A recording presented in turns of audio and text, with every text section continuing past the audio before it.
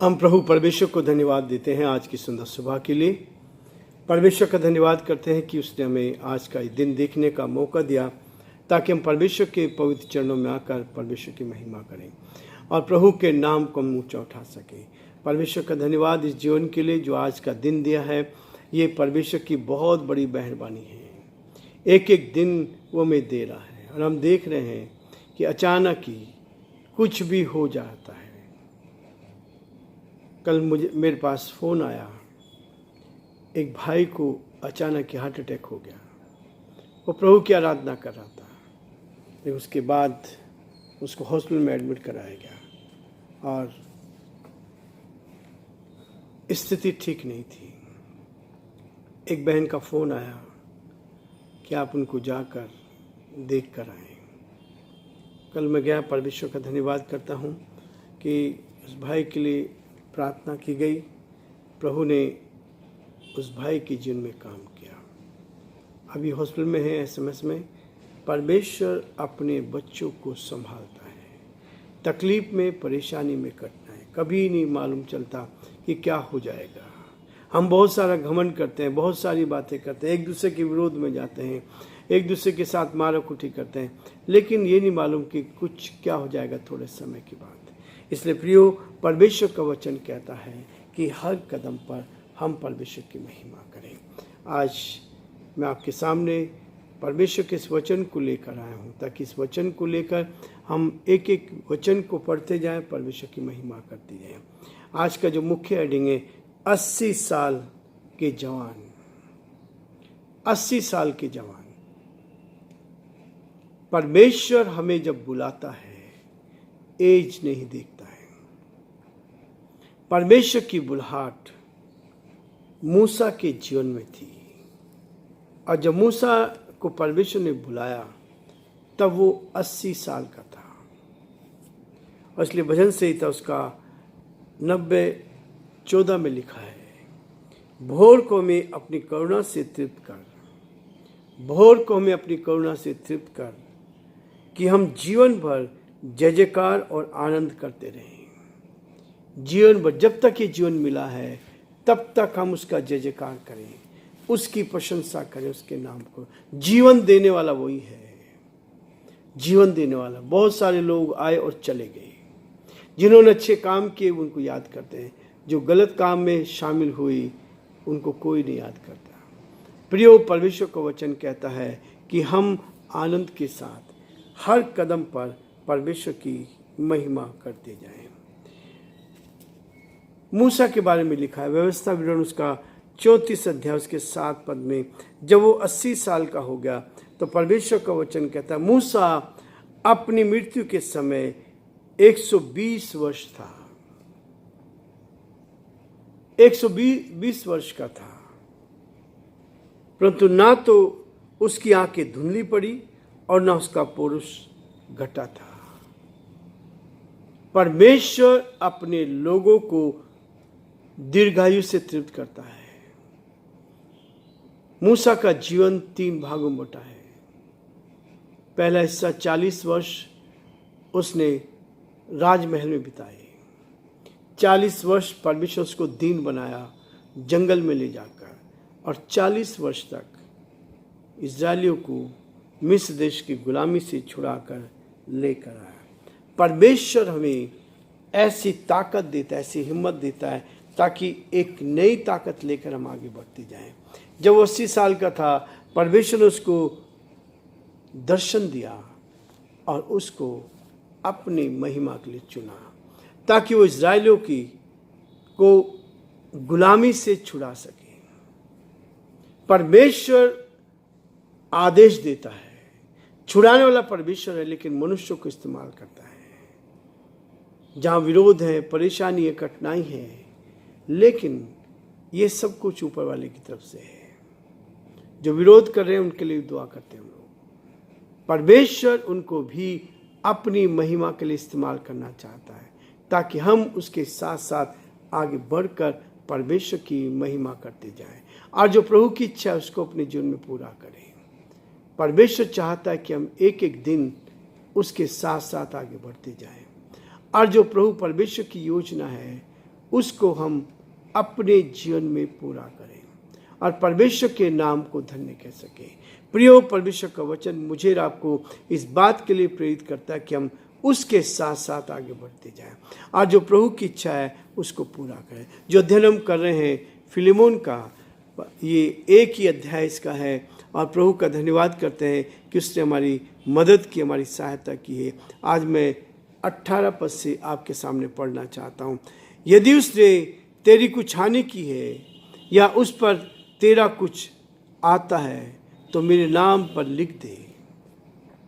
मैं पौलुस अपने हाथ से लिखता हूँ कि ये मैं आप भर दूंगा और इसके कहने की कुछ आवश्यकता नहीं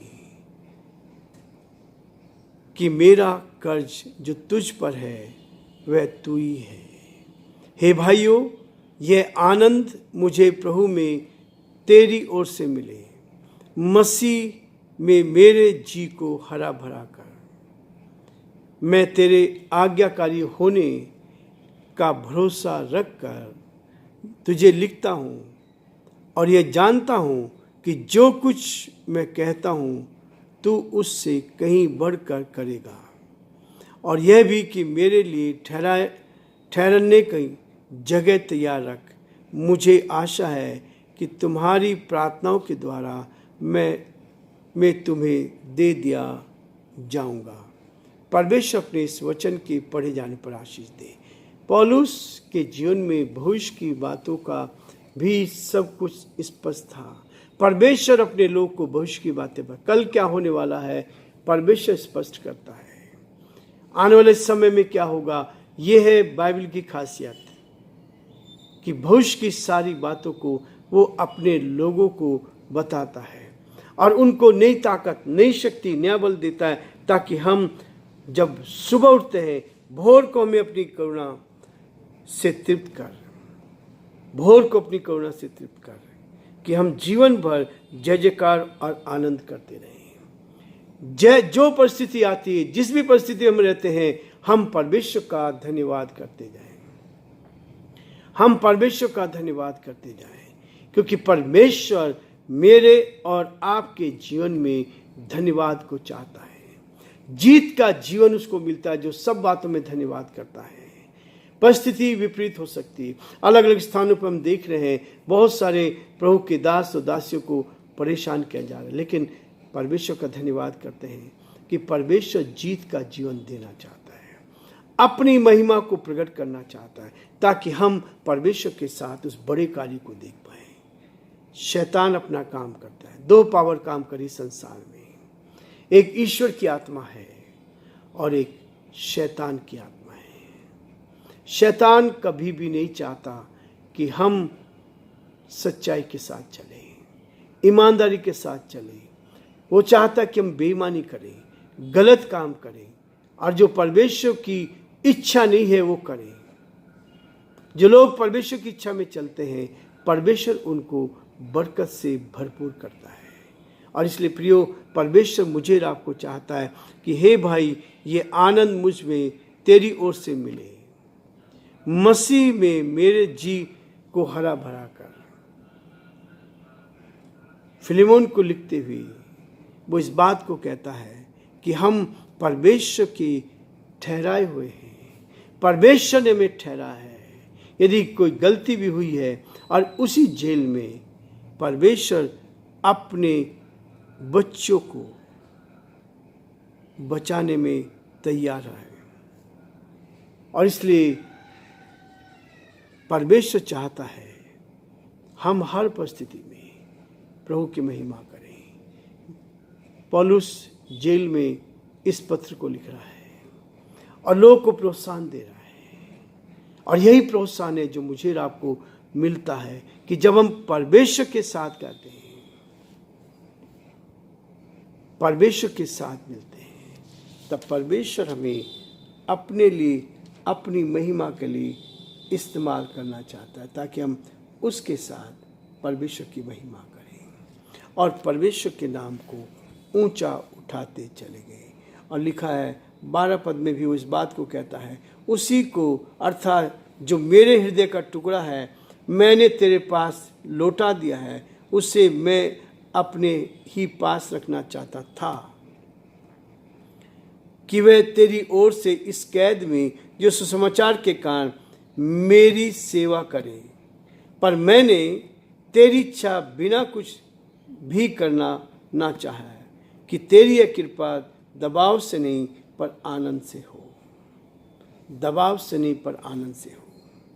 और इसलिए प्रियो, परमेश्वर का वचन हमें हर कदम पर इस बात के लिए प्रेरित करता है कि हम परमेश्वर के इस वचन को लेकर, परमेश्वर के इस वचन के, उनेसिमुस जो था फिलेमोन का सेवक था और सेवक को उसने गलती करी और उसको जेल में डाला गया है। उसी जेल में, उसी कैद में पौलुस भी था और वहीं पर जब पौलुस ने उससे बातचीत करी वो बचाया गया और आज वो नया जीवन लेकर फिर से फिलेमोन के पास भेज रहा है कि जा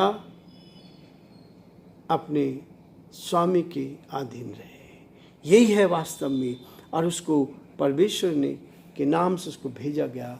और परमेश्वर का धन्यवाद करते हैं कि प्रभु अपने दासों की दुआओं को तो सुनता है लेकिन उसकी मदद भी करता है। इसलिए प्रियो, आज का दिन हमारे लिए आशीष में बने। 80 वो साल का जवान, परमेश्वर ने 120 वर्ष तक मूसा के जीवन में वो काम किया जो हम कभी सोच भी नहीं सकते। ना तो